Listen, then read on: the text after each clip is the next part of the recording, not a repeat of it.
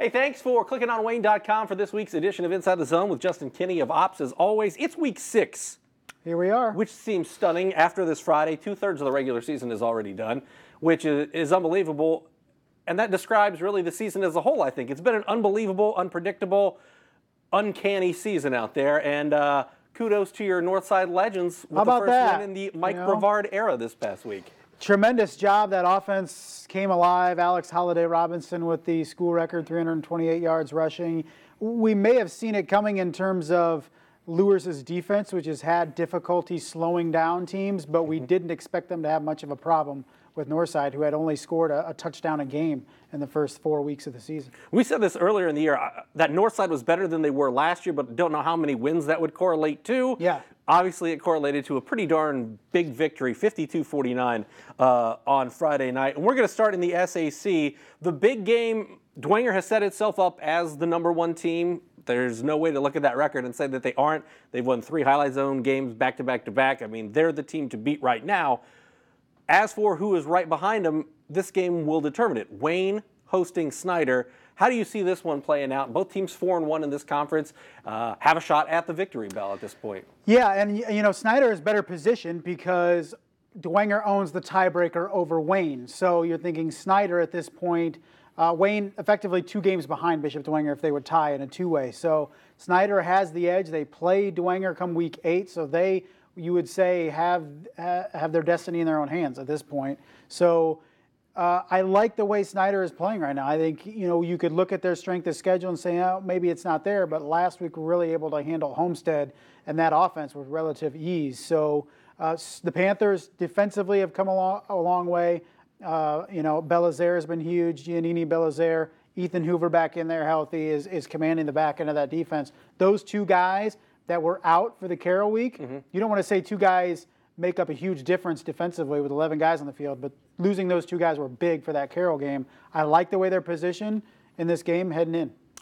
When you take a look at this Snyder defense, I mean, Homestead hasn't been held to 7 points in quite some time. I forget what the statistic is. It was for the regular season 2014, and you actually, for two games, combined 17 points for Homestead. You have to go back to Chad Zolman's first season as head coach of Homestead to find a 2-game stretch, either postseason or regular season, in which Homestead was limited to that few points. Yeah, and you got to give a lot of credit to the defense because the defenses they're playing are very good. I'm glad that Giannini Belizaire finally got in the highlight zone, so I got to say his name on air. That was my favorite part. Yes, and he was dominant last Friday. Of that Snyder defense. Dominant. He had 3 sacks, the 3 tackles for loss. He was all over the place. Yeah, watch out for Big 92. What do they need to do? Because Craig Young is a matchup problem every time he gets on the field, no matter who they play.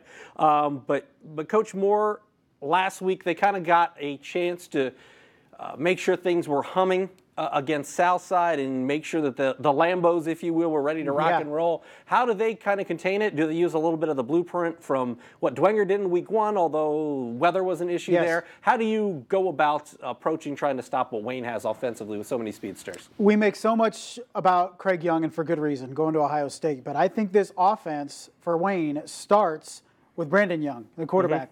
Since his first week of the season, 3 interceptions, 0 touchdowns. He has thrown 11 touchdowns against just 2 interceptions, and he has played phenomenally well. So I think this game comes down to Brandon Young against that front line of that Snyder defense. If they're able to get pressure, rattle Brandon Young into mistakes, to turnovers, that's the way this game is to be decided. If Brandon Young continues to play the way he has over the last month of the season, then Wayne has a shot. Concordia Bishop Dwenger, another key SAC matchup. Concordia, I think, is better than their record states. Because they have played a really top-heavy slate. I wouldn't want to play them, you know, in the playoffs if you're a 3A team because they're going to be ready and primed to go. How do you see this one playing out? I agree with you on Concordia. It's tough for me to judge them because their schedule has been so difficult. And Northrop was our darling last week, right? And Concordia came and dropped 42 on them and get a big win. So I think that tells you more of where Concordia is going into the second half of the year, and like you said, more importantly, the playoffs. And I think that sectional once again comes down to Concordia and Lures. And both of those took some lumps earlier in the year, and Lures particularly last week. But 3A for both teams is shaping up pretty well. And this is the last game I want to touch on really in the SAC because you got Northside at Homestead. How does Northside make sure that they, don't get too high as coaches always talk about. And then, Homestead is going to try to get that offense right after 2 weeks of not scoring as much as they're used to. This feels to me like a breakout game for Homestead. Like we mentioned, those 2 weeks where that offense has struggled to get on track. And Northside, as good as they were offensively last week, gave up a lot of points and a lot of yards. Norman Kanapke, 551 yards passing, which is just like 10 yards off the state record for a game. Yeah, it's like 13 or 14. Yeah, so Goody, Archibald, Taylor, Griffin, Little, I mean, all those guys have to be licking their chops because after being held back the last 2 weeks, I think they really have a big-time night on Friday. All right, Lures at Northrop should be interesting as well, and then Southside at Carroll.